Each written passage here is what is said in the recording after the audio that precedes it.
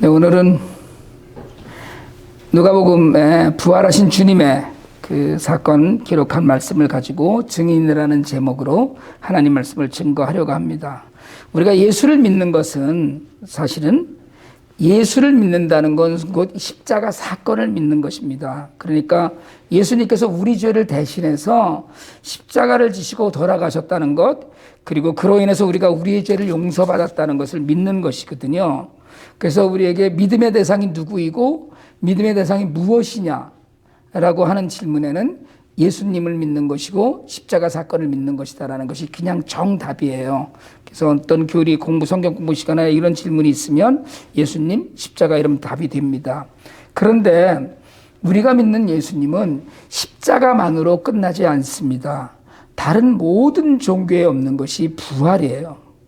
제가 얼마 전에 고린도전서 강의에서도 말씀을 드렸는데, 부활은 불교의 환생과 전혀 다른 차원의 이야기입니다. 교리가 전혀 다른 거예요. 기독교는 직선의 종교라고 그래요. 쭉 한 차이로 그냥 가는 거죠. 되돌아오지 않고 그리고 뒤돌아가지 않습니다. 믿음 생활은. 그래서 예수 믿고 이 땅에서 하나님 나라를 누리면서 산다는 것은 십자가를 지고 부활에 사는 삶으로 정리가 되는데, 우리가 하나님의 은혜로 선택받았다고 그러거든요. 택함을 받았다.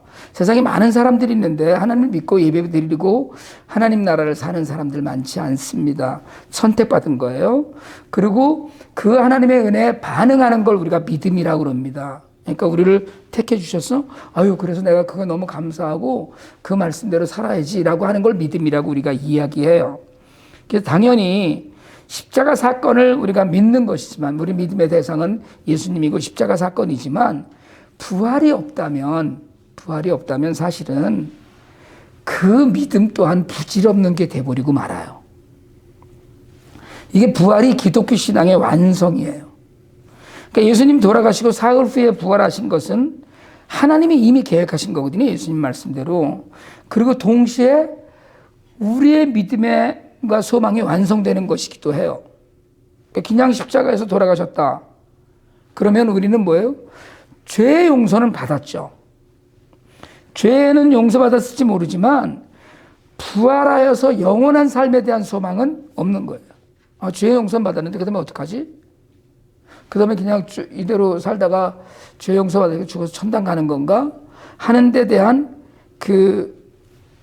우리 나름대로의 답을 얻을 수가 없어요. 그런데 하나님께서는 우리가 영생의 소망을 믿음으로 품고 세상을 살기를 바라시거든요. 그 일을 예수님의 부활로 이루셨어요. 그럼에도 불구하고 부활은, 우리가 부활 신앙을 이야기할 때 부활 신앙은 이미와 아직이라는 말로 표현됩니다. 예수님의 부활로 이미 부활이 이루어졌어요. 부활의 역사가 일어난 겁니다. 그러나 그 부활은 예수님이 이 땅에 다시 오심으로써 완성돼요. 무슨 얘기냐면 우리의 몸도 부활이 돼야 돼요. 그래야 완성이 되는 거예요. 그러니까 예수님께서는 이렇게 부활하셔서 제자들을 만나고 이 땅에서의 삶을 마무리하시고 승천하시는데, 그렇게 이미 일어난 부활 사건 가운데 살아가고 있는 우리, 그리고 아직 완성되지 않았지만 그 고를 향하여서 걸어가는 우리에게 당부하신 것이 마지막 당부가 증인이 되라는 것입니다. 오늘 우리가 읽은 본문 36절부터 49절까지를 읽다가 48절에서 너희는 이 일의 증인이다라는 말씀에 모든 것이 집중되어 있어요. 여러분, 근데 증인이 되라고 그러셨는데 증인이 뭡니까? 증인이 누구예요? 우리가 정말 믿음의 증인, 부활의 증인이 된다는 건 뭘 말하겠습니까? 이건 그 자리에서 예수님 부활하신 걸 본 제자들에게만 하시는 말씀이 아니거든요. 그 이후에도 제자의 삶을 살고 있는 우리 같은 수많은 성도들에게 당부하신 말씀인데, 주님은 말씀하신 곳곳에서 우리가 증인의 삶을 살기를 바라셨어요. 마태복음에서, 마가복음에서, 누가복음에서, 사도행전에서 주님은 우리가 복음을 세상에 전하는 증인으로 살라고 누누이 말씀하고 하늘로 돌아가셨어요. 증인이란 있는 그대로의 사실을 증명하는 사람이거든요. 그리고 자기가 경험한 일, 자기가 듣고 배워서 아는 일, 그걸 그대로 증거하는 사람이에요. 근데 어떻게 증거합니까? 증인이라는 단어의 헬라어는 마르티스인데요. 이 말에서 영어 단어의 마르테르가 나와요. 순교자라는 말이거든요. 다시 말하면 순교를 각오하고 예수님에 관해서 있는 그대로 전하는 사람을 증인이다라고 하면 틀리지 않습니다. 오늘 본문의 시작은 엠마오로 가던 제자들이 길에서 예수님을 만나요. 그 예수님으로부터 말씀을 들을 때 마음이 뜨거워지는 경험을 했거든요. 그런데 그때는 예수님인 줄 몰랐어요. 그때 식사를 이제 같이 시작을 하는데 예수님이 축복 기도를 할 때 예수님을 알아왔어요. 근데 예수님이 호련히 가셨어요. 그래서 이 사실을 예루살렘에 돌아와서 그 숨어있는 제자들에게 돌아와서 이야기를 하던 중에 일어난 일이 오늘 시작입니다. 그러니까 부활하신 주님 예수님을 만난 글로버와 또 한 제자는 엠마오에서 다시 돌아와서 예수님이 부활하셨다는 이야기를 해요. 근데 그들 가운데 주님이 나타나신 거예요. 그리고 주님이 나타나셔서 제일 처음 하신 것이 평화를 빌어주십니다. 우리가 믿음 안에서 누리는 평화 또는 이렇게 평안, 평강이라고 번역된 이 말은 사실은 여러분 평화를 누리면 어떻게 되겠어요? 평화를 누리면 담대해집니다. 두려움이 없어져요. 두렵고 어려운 가운데서도 흔들리지 않는 믿음이 평화입니다.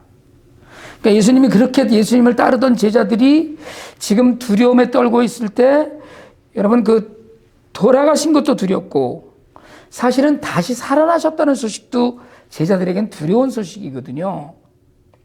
그렇게 두려움에 떨고 있을 때 그들에게 평화를 빌어주셔요. 그래서 평화는 담대함이고 흔들리지 않는 믿음이에요. 평화로운 거예요. 거기에 더해서 평화로운 사람은 자신의 욕망을 내려놓는 사람입니다. 여러분 욕심이 있으면 내가 뭘 이루어야 한다고 아등바등하면 마음이 평안해지지 않아요. 가진 것에 만족하지 못하면 마음이 잔잔해질 수 없습니다. 내가 가진 것에 만족하지 못하면 열등감이나 불평이나 불만에 휩싸이게 돼요. 근데 주님이 주시는 평화를 누리는 사람은 자신의 권리를 먼저 포기해요. 지난주에 한 주간 동안에 제가 이제 늘 말씀드리지만 금년도 설교는 계속해서 매일 성경 본문 중에서 제가 한 주간의 본문 중에서 미리 말씀을 드린다고 했었는데 지난주에 모세를 만나신 하나님께서 호렙산에서 내가 선 곳은 거룩한 곳이니 내 발에 신을 벗어라 할 때 제가 그 신을 벗으라는 말의 의미를 권리를 포기하는 것으로 해석을 한 적이 있습니다. 마음의 평화를 누리는 사람은 자신의 주장을 버려요. 아니야, 난 이렇게 해야 돼. 난 꼭 이 길로 가야 돼라고 하지 않습니다. 자신의 권리를 포기해요. 근데 이건 내 거야가 아니고 그냥 다 버려두어요. 그래서 오직 하나님 바라보면서 세상이 어떠하든지 흔들리지 않는 사람이 평화를 누리는 사람입니다. 그러니까 주님의 부활이 반갑기는 했지만 마치 유령처럼 보이기도 해서 혼란스럽고 그래서 두려워하는 제자들에게 평화를 빌어주셔요. 그 주님이 평화를 첫 번째 빌어주시고 두 번째 하신 일이 육체적 부활을 증명하십니다. 보긴 보이는데 이게 진짠가 우리가 꿈인가 생신가 뭐 이렇게 얘기하잖아요. 그리고 당황했고 의심이 들기도 했어요. 그런데 그들에게 손과 발을 보이시고 몸을 만져보라고 하시고 그렇게 해서 영이 아니라 육체로 부활하신 것을 증명하십니다. 그런데도 제자들은 상처를 보고 몸을 보면서 너무 기쁘기도 하지만 놀랍긴 한데 믿음이 잘 가지 않는 거예요. 그래서 주님이 육체적 부활을 완벽하게 증명하신 것이 먹을 것을 찾으신 겁니다. 여러분 영은 목마르다고 물 마시지 않고요. 영은 배고프다고 빵 먹지 않습니다. 지금도 한국에 뭐 제사 지내잖아요. 한국 사람들 제사 지낼 때 제사상 위에 막 잔뜩 음식 차려놓고 절하고 조상님 드시라고 밥 뜨고 국 뜨고 다 합니다. 온갖 제삿날이 잔칫날이잖아요. 사실은 예전에는. 근데 하나도 없어지는 거. 귀신이 와서 그걸 먹는다 우리가 이야기하지만 실 피지컬리 그게 없어지는 게 아니거든요. 영은 뭐 배고프다고 빵 먹지 않는데 예수님은 먹을 것을 찾으시고 제자들이 내민 생선 받아서 제자들 보는 앞에서 드셨어요. 그냥 간신히 억지로 조금 뜨는 신용을 하지 않으셨을 것 같아요. 잘 드셨을 것 같아요. 맛있게 잡수셨을 것 같습니다. 그래서 제자들은 두려움 가운데 주님의 육체적 부활을 분명히 보았어요. 이 경험이 훗날 제자들에게 주님의 분명한 증인이 되는 그런 계기가 됩니다. 그래서 사도행전 2장 31절에 가면 우리는 이 모두 이 일의 증인이다 이렇게 얘기하거든요. 예수님을 하나님께서 살리셨다고 하면서. 그런데 여러분, 제자들이 주님의 담대한 증인이 된 것은, 십자가와 부활의 증인이 된 것은 그들이 고난받으시고 육체로 부활하신 주님을 만났기 때문만이 아니에요. 법원에서 무슨 사건이 나서 증인으로 나와서 증언해달라고 하면 있는 그대로 100% 다 대부분이 하겠지만 그렇지 못한 사람들도 많이 있습니다. 증인 나가는 거 싫어하기도 하고 내가 분명히 보고 분명히 아는데도 증언하는 걸 싫어하는 사람들이 분명히 있어요. 그러니까 제자들은 이걸 확신을 했었는데, 분명히 경험했는데 그 경험만으로 증인이 되기엔 부족하다는 거예요. 거기에 예수님께서 하신 일이 말씀을 가르치신 거예요. 전에 너희와 함께 있을 때라고 시작하시면서 구약 성경에 메시아에 관하여 기록된 모든 일들이 반드시 이루어져야 했다고 한 것처럼 마음을 열어서 말씀을 가르치십니다. 여러분, 예수님을 믿으면서 우리가 체험신앙이라는 이야기를 해요. 나 예수님을 만났어. 어느 날 내가 예수를 생각만 해도 벅차고 눈물 나고, 그리고 찬양하고 기도하고 말씀 읽는 일이 너무나 즐거워지는, 그걸 우리가 예수님을 만났다고 얘기하거든요. 그래요. 우리는 예수님을 그렇게 만납니다. 자신에게 어떤 체험이 있어요. 저도 분명한 체험과 증거가 있어요. 그러나 그 증인이 되는 일에는 경험도 중요하지만 성령에 의지하여 배우는 말씀도 중요합니다. 예수님을 보면서 제자들은 의심이 거쳤지만 예수님은 살아있는 말씀을 다시 또 깨닫게 하셔요.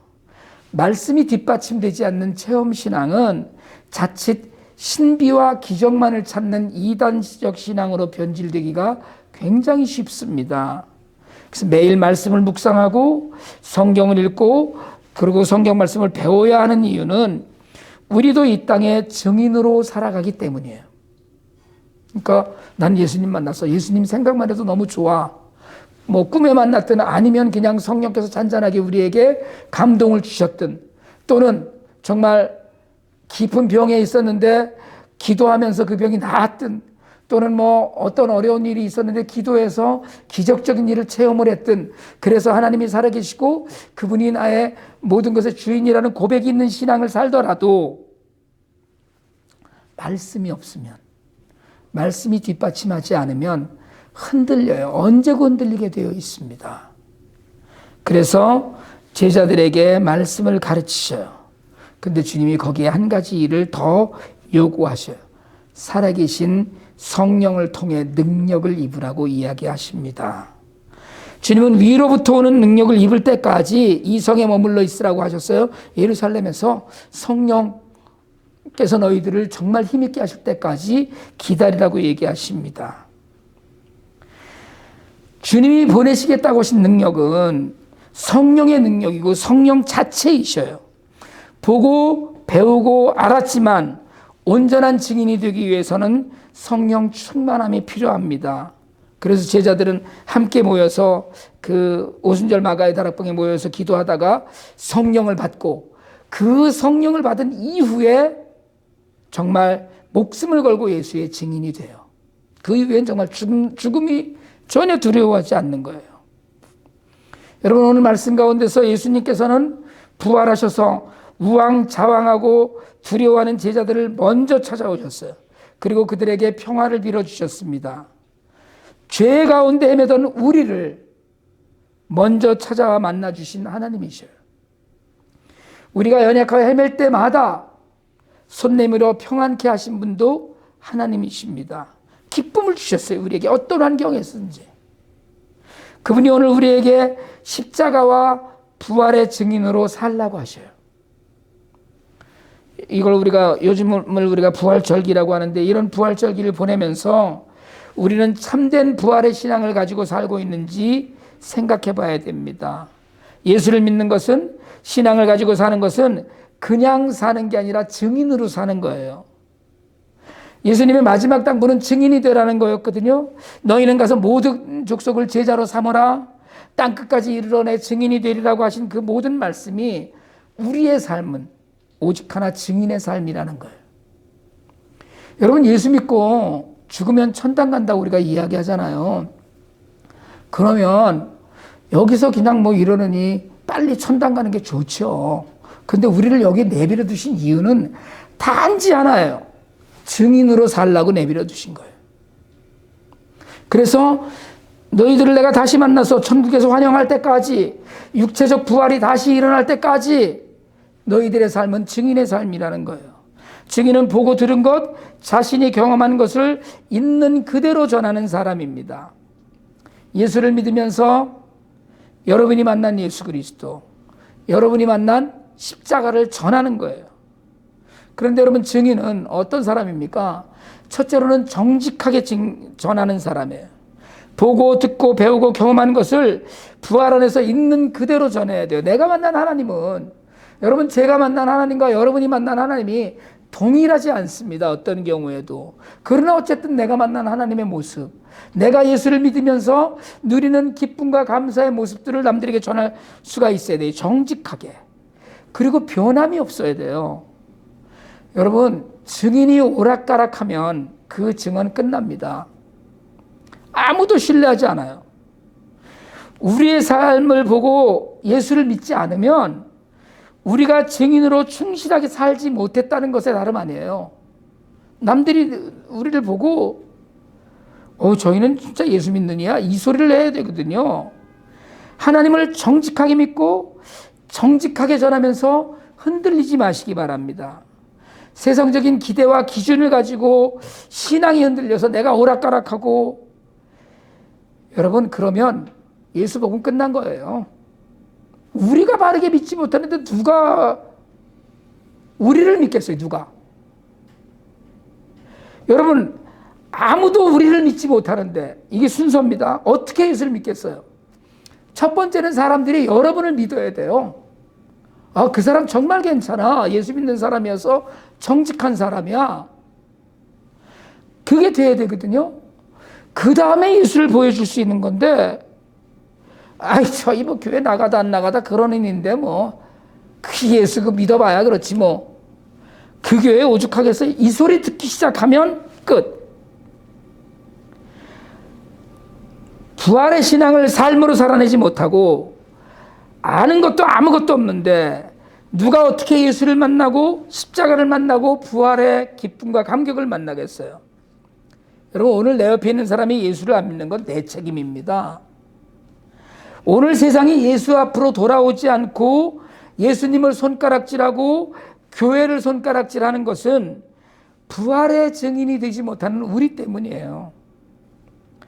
예수님 믿으세요? 부활의 소망을 품고 살고 계십니까? 우리는 죽어서 다시 새 몸으로 새 하늘과 새 땅을 누릴 거라고 그렇게 믿으세요? 그러면 진짜 증인이 되시기 바랍니다. 진짜 증인으로 사세요.